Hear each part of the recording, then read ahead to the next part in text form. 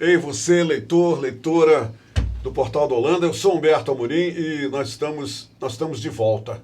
Você pensava que eu não ia aparecer hoje aí na sua casa, no seu computador, na telinha do seu celular, né? Pois é, eu estou aqui e com uma missão que é muito importante, principalmente para vocês, leitores e leitoras. Trouxe uma personalidade, uma pessoa que também é uma pessoa amiga, que é um cirurgião plástico, Euler Ribeiro Filho. Ele veio conversar com a gente sobre o seu ofício, sobre a sua profissão, sobre a sua expertise. E o importante da vinda do Dr. Euler aqui é porque estamos quase completando aquela série de entrevistas das quais nós abordamos a questão da obesidade, já que Manaus é a primeira cidade do ranking brasileiro em números de obesos, pessoas que, né, estão com sobrepeso. Aí o que nós fizemos, para quem no Brasil ainda não sabe o que a gente está fazendo aqui? A gente falou primeiro com o Dr. Victor Dib, que é um especialista em obesidade, né, em operação bariátrica. Depois dele veio uma psicóloga, depois dele veio uma nutricionista, depois veio um endocrinologista, aí depois veio o médico que atua dentro da sala de operação com o Dr. Victor Dib, aí depois veio uma pessoa que vai se operar, uma obesa, que gentilmente veio aqui e foi operada ontem, né? Eu já soube que a operação dela foi coroada de êxito, bacana. Ela veio aqui antes da operação para dizer para as pessoas quais eram as dificuldades dela com o sobrepeso. Depois dela veio um paciente que já tinha sido operado. O camarada pesava 80 quilos a mais do peso dele normal, pela altura, por tudo mais que ele deveria ter. Ele veio aqui e contou como é que a vida dele mudou e como ele nasceu de novo perdendo 80 quilos. Muito bem, hoje nós lhe trazemos aqui porque nós sabemos que depois de todo esse processo, o paciente vai ter que ser entregue ao cirurgião plástico por causa do excesso de pele e o excesso de gordura. Mas antes de nós mergulharmos nesse assunto, eu quero saber o seguinte. Uma amiga minha me disse, quando soube que você viria aqui conversar comigo, que Deus, olha o que ela disse, Humberto, Deus abençoe os cirurgiões plásticos, porque é lá que reside, principalmente para as mulheres, a fonte da juventude. É mais ou menos por aí. As mulheres adoram os cirurgiões plásticos por causa das novas técnicas modernas. E, convenhamos, né? O que vem para ajudar na beleza, sempre bem-vindo. É por aí? É por aí, doutor Euler? Eu acho que todas as vezes que a gente aborda essa questão da beleza, hoje não é um mercado ou uma seara só das mulheres. Hoje, 15% da minha clínica, não só no SUS, mas particular, é brindada por homens, né? Porque, veja bem, a cirurgia plástica, ela é um binômio que não tem como eu separar a estética da reparadora ou a reparadora da estética. Não tem, né? Não tem, não existe essa possibilidade. Às vezes um procedimento que para muitos é estético é reparador do ponto de vista psicológico para o paciente. Então ele tem vergonha, ele não se expõe, ele não se relaciona. Isso afetando inclusive a autoestima dele, não é? Com certeza. Então às vezes as pacientes, elas chegam felizes no consultório, eu digo, que tal? Como é que a senhora está? Como é que foi o pós-operatório? Como é que está a evolução da sua cirurgia? Doutor, o senhor operou, vamos supor, a minha mama, mas na verdade o senhor remediou e alterou a minha psicologia como pessoa, né? A minha percepção de pessoa. Então, a gente modifica a autoestima da paciente, né? E isso tem repercussões a nível social, a nível laborativo, né? A nível familiar, né? Então ela se posiciona como uma pessoa melhor, uma pessoa capaz e impulsiona, né, a vida daquela cidadã ou daquele cidadão, né? E o mais interessante é que você veio pontuando a trajetória da história da mudança da vida desses dois pacientes, dessas duas pessoas que foram submetidas à cirurgia bariátrica, E você levantou uma vertente importante, que é a multidisciplinaridade para cuidar de uma única Exatamente. patologia. Muita gente não sabia, alguns desses milhares de leitores que nos veem nesse momento, que você não chega num local para fazer a operação bariátrica e diz, olha, depois de amanhã é a sua operação. É 3 meses preparando essa pessoa, o senhor sabe disso, para mudar justamente a memória metabólica da pessoa. É porque às vezes você faz a cirurgia bariátrica, mas psicologicamente a pessoa continua gorda. Quer dizer, ele pensa como gordo. Ele pensa como gordo, né? Então ele come como gordo, né? Ele tem as atitudes Sim. do gordo. E se você não pontua e não coloca para ele que a mudança tem que partir dele... Disciplina total. Total. Porque a mudança anatômica, né, do desvio do trânsito, do desvio absortivo, ela é anatômica e fisiológica e metabólica. Mas se você não mudar o seu pensamento, você engorda tudo de novo. Sim, foi o que foi dito aqui, que 30% dos pacientes voltam a engordar justamente por isso. As histórias de sucesso, ainda bem, para a maioria, de 70%, mas 30% por causa de voltarem, de continuarem pensando como gordo, voltam a engordar. E a outra vertente também importante é o seguinte, por que a gente espera entre 1 ano e meio e 2 anos para realizar a cirurgia? Porque são esses pacientes que desenvolvem uma nova reprogramação de como ele é, o que ele é. Porque até lá existe muita perda, né? Antes, o senhor está falando o quê? A retirada da pele e da gordura? Antes de eu fazer a cirurgia. Entendeu? Tá. Então, esse ele paciente tem que ter certeza que essa pessoa está devidamente disciplinada para não... do ponto de vista psicológico. Para não engordar novamente. Para não engordar novamente. Eu já tenho algumas quase centenas de cirurgias pós-bariátricas. E eu tenho um caso assim, muito interessante de uma jornalista, e ela perdeu 80 quilos, mas passou por todas essas fases. Claro. E hoje ela é marombeira. Tu não imagina como ela está bonita, bela, renasceu. É tipo a história do Fênix, né? Sim, olha, escute só, o senhor me lembrou uma coisa. A Maria Tereza, essa moça que veio aqui, com 50 quilos a mais, eu perguntei para ela o que ela gostaria, o que ela quer fazer quando ela voltar a emagrecer, quando ela, depois da bariátrica, que ela fez ontem a bariátrica, o que ela gostaria de fazer, uma coisa que ela não consegue fazer e que ela gostaria de fazer. Doutor Euler, sabe o que ela disse? Aqui, para todo mundo, ela disse, Humberto, eu gostaria de fazer uma coisa que eu nunca fiz, cruzar minhas pernas. Para tu ver, você vê que coisa um ato simples que uma pessoa que tem o índice de massa corporal adequado, né, mas que para um obeso ele não consegue nem cruzar as pernas, não consegue amarrar o sapato, né? Às vezes não consegue ver a genitália. E o Hermano, por exemplo, que emagreceu 80 quilos, ele disse o seguinte, Humberto, sabe, a coisa que eu mais queria era entrar numa loja e comprar roupas que dessem em mim. Fantástico isso, não é, doutor? Hoje, inclusive, assim, apesar de nós estarmos no primeiro lugar desse ranking não muito legal, né, da obesidade a nível do Estado, não existe no Brasil muitas marcas que trabalhem também só para obeso, né?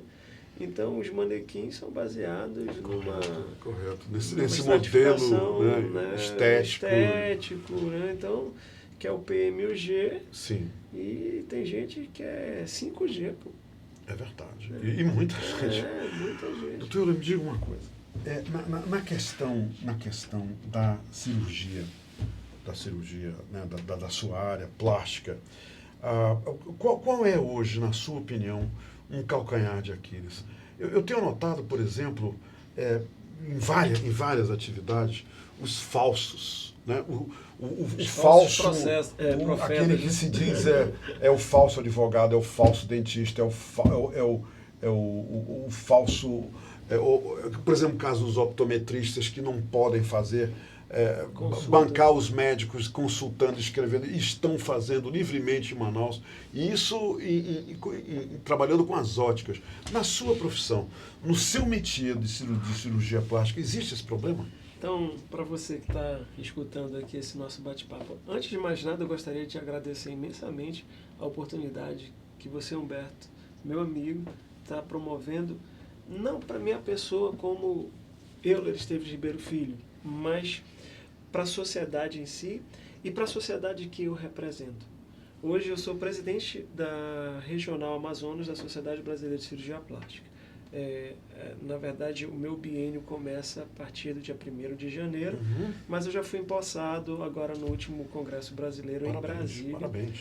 E o meu antecessor, amigo muito próximo, o Dr. Renato Galo, fez um trabalho assim de conscientização, de proteção do especialista, valorização do especialista, qualidade de serviço e segurança para você, paciente. O que nós temos hoje, que você classificou até de uma maneira muito pontual, realmente, uma coisa importantíssima, é a invasão da nossa especialidade. Existem 2 tipos de invasão da especialidade. A invasão da especialidade por médicos não especialistas, né? Que é o caso, vamos dizer, eu tenho meu título de medicina, a princípio eu poderia atuar em qualquer área, mas hoje, pela resolução do CFM do MEC, você só pode atuar naquela especialidade que você adentrou e fez a sua residência médica. Onde fica nisso o clínico geral? O clínico geral hoje é um médico em extinção. Olha só. Porque, tu imaginas, a medicina evolui a passos largos, né? Todo dia tem artigo novo com novidades de cicatrização, Claro, sem de dúvida, técnicas cirúrgicas, sem dúvida. de medicações, né? de procedimentos até tecnológicos de averiguação intracavitária, né? Com mínima invasão. Então, tudo isso é uma evolução. Você imagina um clínico geral que não faz nenhuma subdivisão de estudo, como é que ele vai ser expert naquilo que ele está fazendo? Claro. O que acontece na maioria das vezes é que esses médicos generalistas, eles ficam como médicos que fazem triagem. Então ele diagnostica uma coisa, ou então ele vê que alguma coisa está errada do sistema cardiológico. Aí manda para o cardiologista. Do sistema gastrointestinal, manda para o gastro, para o cirurgião. Entendi. Entendeu? Triagem mesmo. Exatamente. Ele fica naquele métier. E existe algumas situações em que, por exemplo, o interior do nosso estado, que não tem tanta qualidade, às vezes, do serviço de saúde. Se a capital, às vezes, a gente está com uma dificuldade grande, imagina o interior. E, às vezes, o médico, para se locomover, para se transportar para uma cidade dessa que oferece muito pouca qualidade de vida, às vezes também é difícil. E aí vem as invasões de médicos não brasileiros. Ainda tem isso. Médicos das redondezas, com delimitações geográficas. Então, que as pessoas classificam até de uma maneira assim, chula, né? Eu não vou nem falar porque eu não concordo, mas são médicos que às vezes não têm especialização nenhuma, são generalistas que vão dar atenção tanto da clínica médica, quanto da parte cirúrgica, quanto da parte ginecológica, e também do trabalho com atenção à família, atenção ao idoso. Nós tivemos aquele programa dos médicos cubanos e foi uma loucura, porque muitos deles também não tinham títulos. Claro. Eram títulos aqui programados para pagar menos. Eu acho que você tem que valorizar o médico, valorizar o especialista. E nesse ponto de vista, a gente está falando só dos médicos de outras áreas que invadem a cirurgia plástica. Se dizem cirurgiões plásticos, cometem equívocos. Dê um exemplo, por favor. Quais são as áreas médicas que invadem a cirurgia, a área de cirurgia plástica, por exemplo? Por exemplo, existem às vezes cirurgiões gerais que não têm qualificação para cirurgia plástica, que acompanharam um ou outro amigo cirurgião plástico aprenderam uma técnica ou outra, mas não têm a expertise de realizar aquele procedimento. E realiza. E realiza, né? Então, assim, na minha área, porque preste atenção que eu vou te falar. Ok, eu estou muito atento aqui, pode crer. O cirurgião plástico fazia tudo que ninguém queria fazer. Tratava as úlceras difíceis, né? Tratava os obesos com aqueles excessos de pele, tratava os excessos de pele da parte da pálpebra, né? Que comprometiam o campo visual, tratavam aquelas orelhas em abdução, Sim. tratavam as deformidades congênitas, né? Tratavam os queimados, os escalpelamentos. E com o desenvolvimento dessas técnicas, nós fomos verificando, por exemplo, o escalpelamento que pegava essa parte lateral, descolava um pouco a face, suspendia, tracionava um pouco a musculatura.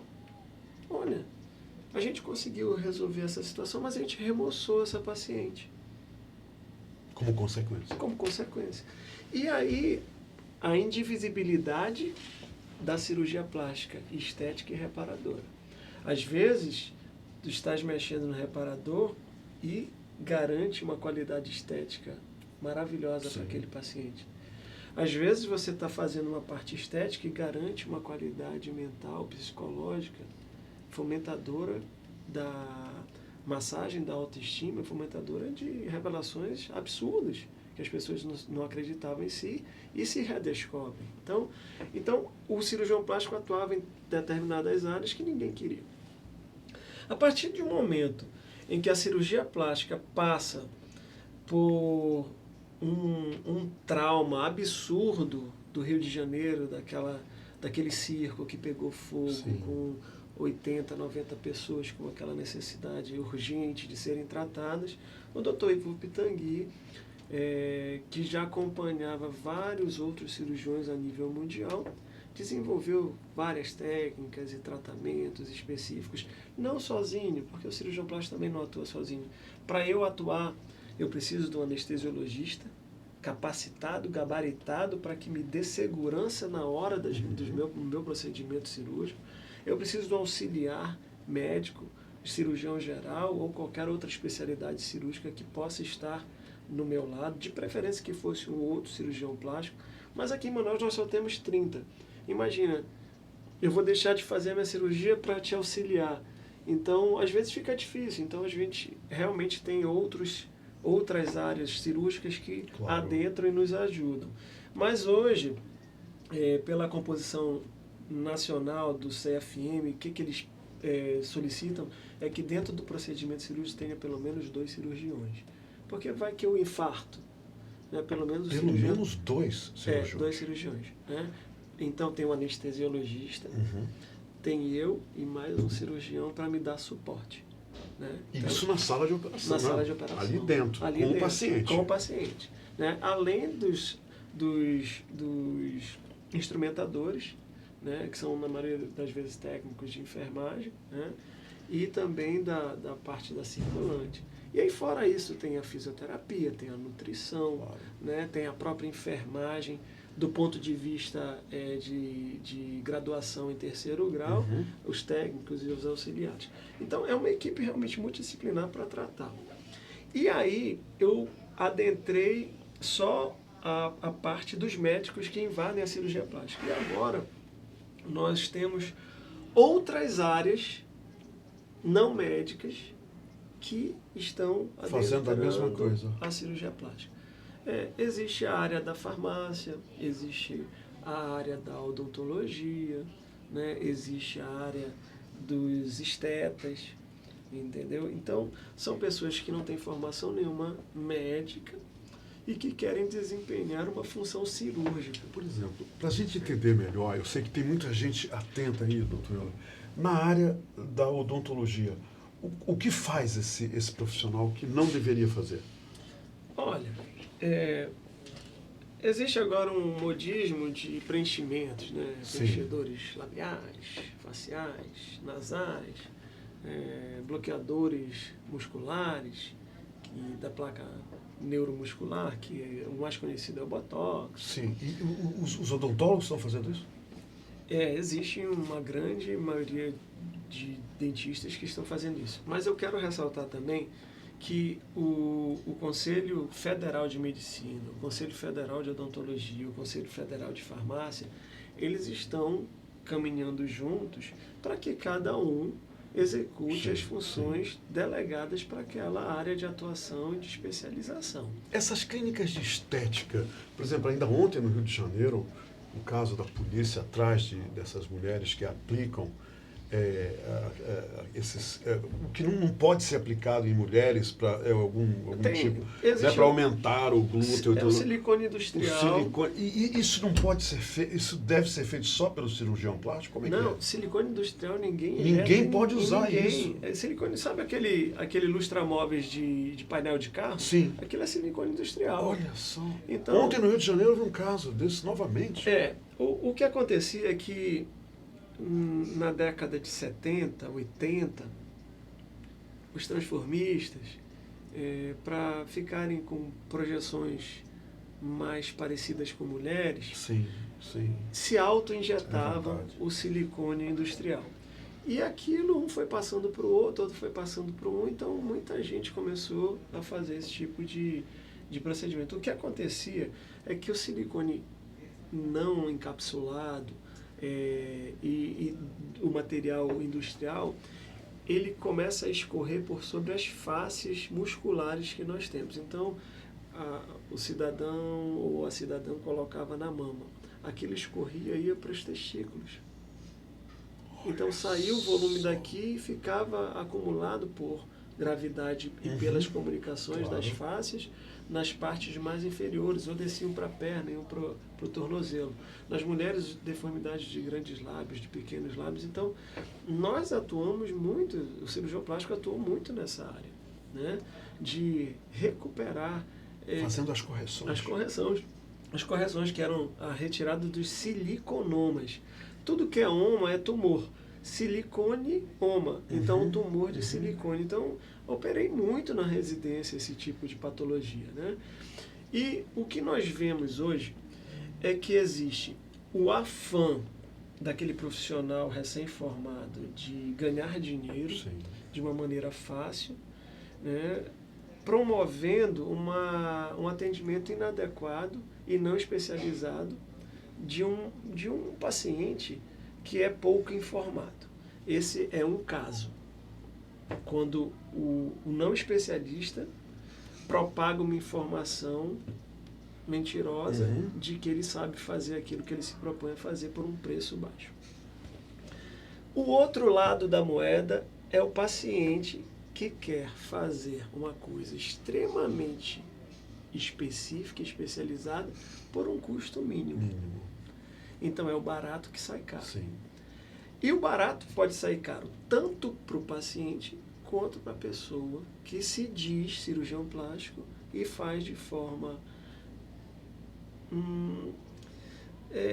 maculosa, né?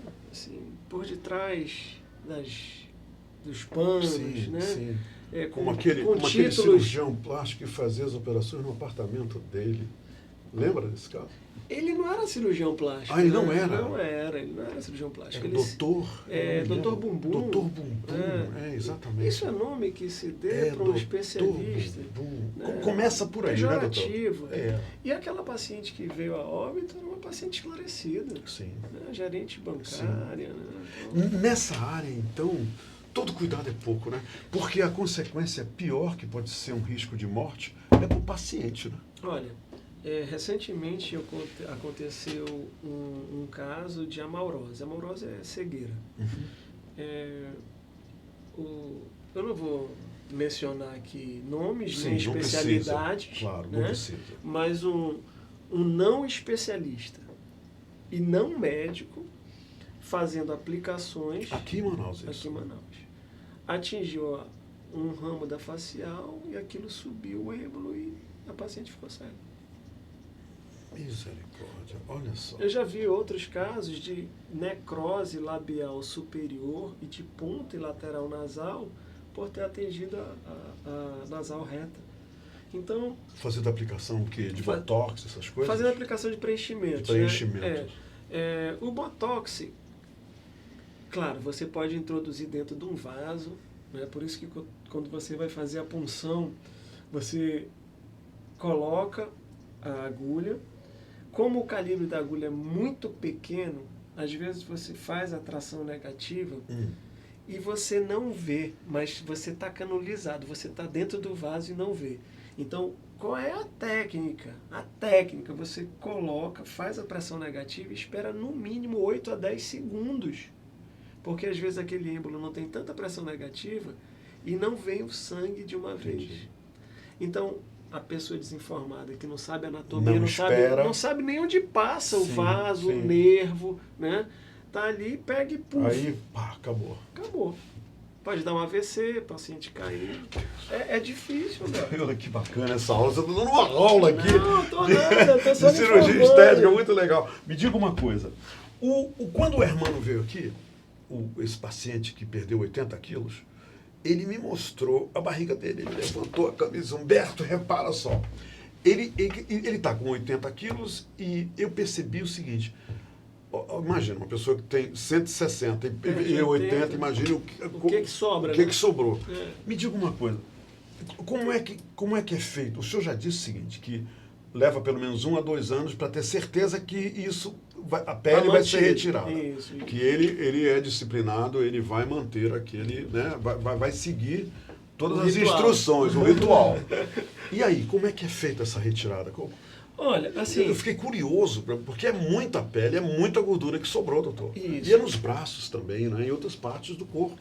Se a gente for eleger as 5 grandes áreas de atuação hoje do cirurgião plástico dentro da medicina voltada para cirurgia pós-bariátrica, a gente vai atuar mama e abdômen, né? Geralmente o abdômen incomoda mais do que a mama, então hoje o SUS autoriza a cirurgia higiênica do abdômen. O que quer dizer cirurgia higiênica? Higiênica. Tu imaginas você 80 quilos mais gordo, você tem um preenchimento, porque você tem um conteúdo e um continente para esse peso, e de uma hora para outra você restringe a sua absorção para 1/3 do que você geralmente absorvia, perde uma quantidade imensa de peso, né? Não só de gordura, mas de massa muscular também, e a pele perde os nutrientes importantes, a formação do colágeno, então as proteínas ficam um pouco alteradas, existe uma frouxidão, uma elasticidade precária dessa pele que não consegue retrair, aquilo tudo cai. Então como é que tu vai te higienizar com aquela sobra de pele imensa? Então você seca aqui, põe um paninho aqui, outro aqui, mas a pele cai, aí usa o modelador. Então esses pacientes sofrem muito com assaduras, né? Porque fica um local, principalmente aqui em Manaus. Sim, claro. Abafado e úmido vai dar fungo, né? Tu deixa a tua roupa lá no guarda-roupa, liga o ar-condicionado, desliga o ar-condicionado, faz essa umidade, retém líquido ali, vem o funguinho. Sim. Então o fungo preenche aquela área, então é higiênica, porque tu imaginas ir de manhã no banheiro, fazer a sua micção ou ir fazer o número 2, né? Para você se limpar, é uma dificuldade absurda. Os vasos sanitários são feitos para pessoas magras. Exatamente. São feitos para pessoas Olha magras. só, não tinha pensado nisso. Quer dizer, não existe um vaso sanitário específico para o obeso. Não tem. Não tem, né? Não existe. O banheiro público, entra no banheiro público, vê um obeso entrando no banheiro público.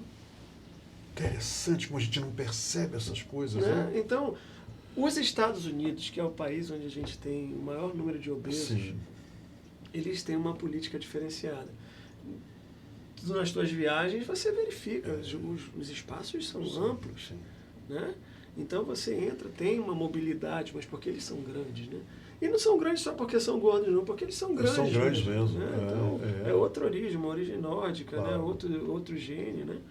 Então, essa política do SUS foi para restringir também, porque, veja bem, um ex-obeso, ele tem que passar pela cirurgia do abdômen, sendo do gênero masculino ou feminino, pela cirurgia da mama, porque a mama do homem também cai. Sim, Fica perto do umbigo. É verdade. Entendeu? É verdade. Então isso, do ponto de vista da sensualidade, da sexualidade, isso é um obstáculo. Sem dúvida. Né? É um obstáculo grande, principalmente Sem porque as mídias só expõem aquelas barrigas tanquinho, né? Divididas, né? Então aqui para cima só os músculos, para cá para baixo também, aqui. Sim, né? Então, sim. Tem aquelas ondinhas, as ondinhas, né? não é isso, né? Não é assim. É verdade. Né? Isso é um percentual, 1% da população mundial. Claro. Quiçá, Sim. né? Quiçá. Porque, na verdade, a gente tem que fazer a política para a amostra maior. Né? Então, o que seria ali entre o magro, o peso ideal e o sobrepeso. Né? Então, aí para cima são obesidade grau 1, grau 2, super obeso, e para baixo são aqueles déficits nutricionais absurdos, né? Daquelas modelos que para passar por tudo aquilo desenvolvem outras patologias psicológicas. Doutor Euler, me diga aqui uma coisa. Qual é a opinião que o senhor tem sobre refrigerantes e açúcar? O senhor considera, eu vou fazer uma pergunta assim, bem direta, assim, na lata. Certo. Que refrigerantes e os açúcares são como venenos para as pessoas? Olha, eu acho que o refrigerante, a quantidade de carboidrato que tem, de açúcar ali, é absurda. Né? Então, mas dizer para você que o refrigerante não é gostoso, eu vou estar mentindo. Eu fui adepto de refrigerantes colas, né, para não propagar nada aqui. Eu também não tenho conflito de interesse nenhum, então eu tomava Coca-Cola no meu café da manhã. Claro. Né? Só vivia com Coca-Cola e... Uma Coca-Cola com limão e gelo é imbatível. Mas tem o seu momento, né? Tem o seu momento. Tem o seu momento. Eu sou uma Mas existem pessoas que tomam 1 litro daquele no almoço. E aí você vê, antigamente, na minha infância e na sua juventude... Gostei. Bem colocado. Na minha infância e na sua juventude, a gente tinha 2 garrafas de Coca-Cola. Sim. Uma de 330 ml, né? Não era nem isso, era 295 ml. Sim. E uma de 1 litro.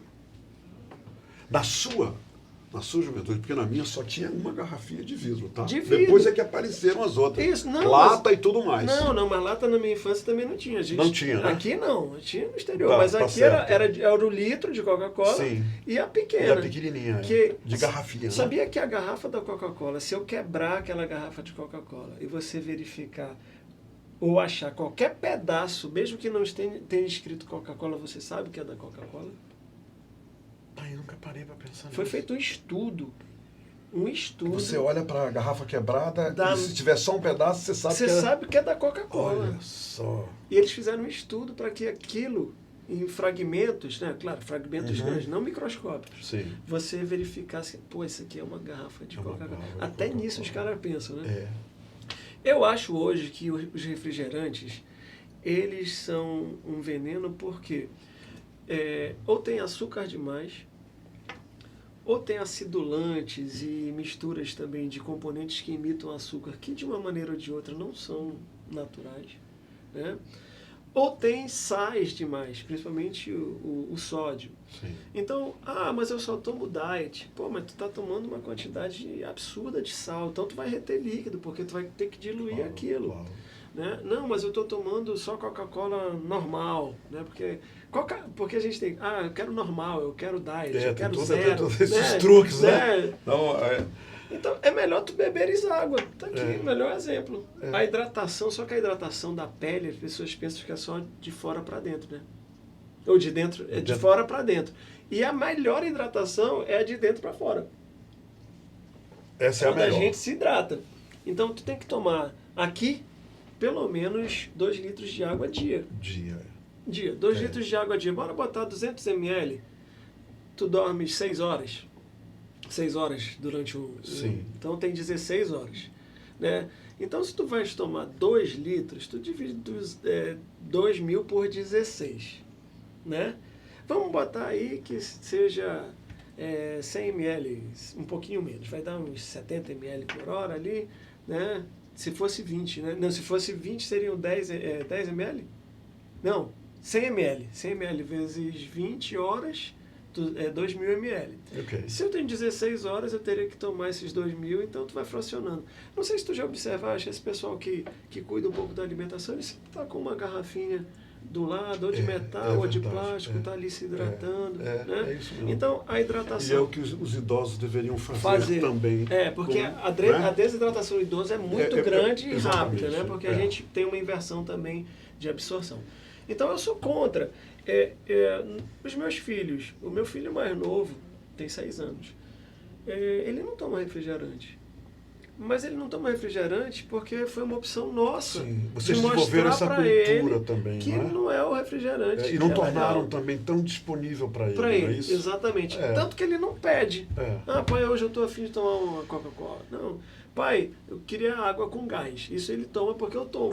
Né? Então, eu substituí um pouco o refrigerante pela água com gás. Muito bem. Né? Euler, muito obrigado pela entrevista. Que bom que você veio aqui para a gente conversar.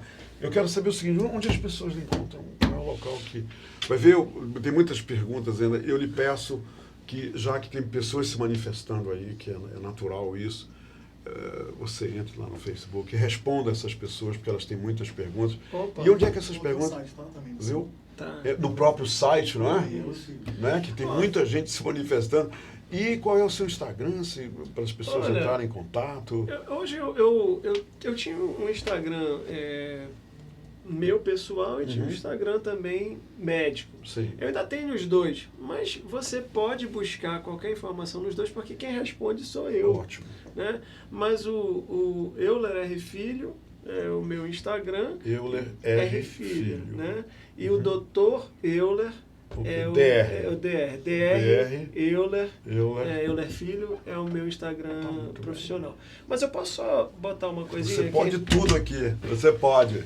Olha, eu queria agradecer realmente de antemão essa oportunidade da gente estar conversando com você, telespectador, ouvinte, né? Que todas as vezes que vocês tiverem dúvidas, poxa, liga para o CRM, vê se aquele especialista realmente é o que ele está dizendo. Okay, perfeito. Poxa, eu não consegui entrar no CRM. Poxa, liga para a Sociedade Brasileira de Cirurgia Plástica. Entra no site. É o Conselho Regional de Medicina. Conselho Regional de Medicina, AM. Né? AM, porque tem vários conselhos do Amazonas, né? E tem o CFM. Vê se aquele profissional não tem nenhum processo. No Conselho Federal. No Conselho Federal, no Conselho Regional. Isso. Né? Porque vai ter registrado. Entra no site da Sociedade Brasileira de Cirurgia Plástica, põe o nome do cirurgião plástico que tu está visitando. Muito né? bem, muito que bem. Você vai ter pelo menos uma informação verdadeira fidedigna, de quem é, fidedigna. Né? Né? É isso mesmo. Então, eu te peço assim, que no momento oportuno, que eu tiver uma notícia muito boa da Sociedade Brasileira de Cirurgia Plástica Regional Amazonas, eu possa vir aqui para... Claro.